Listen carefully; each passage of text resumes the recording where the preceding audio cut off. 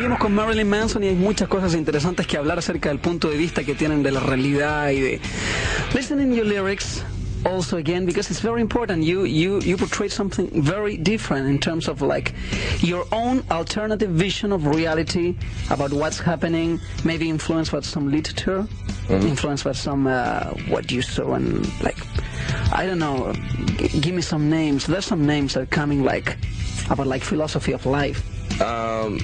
Some of the big influences on me as far as literature would be in America, Anton LaVey, the guy who wrote the Satanic Bible, Dr. Seuss, who wrote The Cat in the Hat, and strange mix. I guess those are two of the biggest ones, you know. In terms of music, you tend to like go into radical, heavy stuff.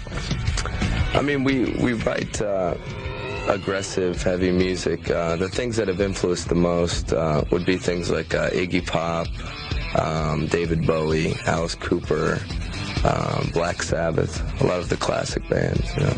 Have you, now that you're on tour with Glenn Danzig, have you had the opportunity to share some ideas about, like, it's very interesting, that's one very interesting thing about Glenn, about like philosophy of life, is you have time to share some ideas and we've been naked with his bus driver, but that was the closest that we've come into sharing. We hang out with Glenn sometimes. He's got a lot of important ideas too, but we haven't really got to become close. But we did get naked with his bus driver, and he likes to tie people up and things.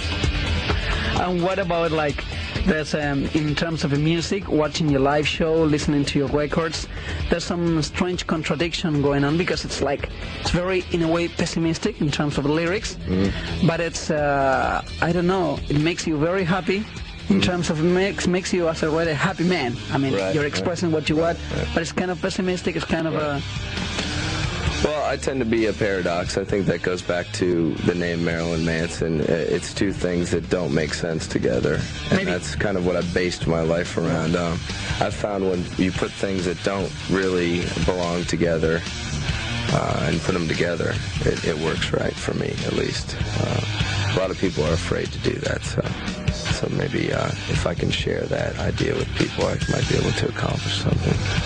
It maybe would be pessimistic, but it produces pleasure, at least for the people who are listening. Yeah, so I'm not a miserable person. I mean, I'm speaking my mind about how I feel about my life and how I feel about America. Okay. But I'm not a miserable person. You know, I think America's a screwed up place, but at the same time, I think that's what makes it great. You know. Twiggy, what do you know about Latin America? Is Eddie and the Cruisers from there? Or is that Jesus from there? No. I know that they kill the chickens, don't they? They kill the chicken? Yeah. Where? In Latin America? Yeah. They dance with the snakes, right? They kill chickens and they pour the blood on their heads? Well, some places. Yeah, some places. I'd like to see that. It's a very wild place. I'd like to see that. Okay. And last thing, 9 Inch Nails. What do you think about the music of 9 Inch Nails? We like it. I like the dance with the drummer. I like that. Okay. He played with 9 Inch Nails once. The guitar player broke his finger and he filled in. Okay. And also the guitar player, before he broke his finger, came on stage at one of our shows and took off his pants and committed a felony with me on stage. I read about that. Yeah. Okay. Let's go. 9 Inch Nails.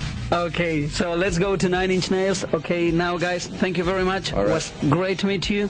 Good album, Twiggy. Thank you. Take care. Aquí vamos con March of the Pigs and Headbangers.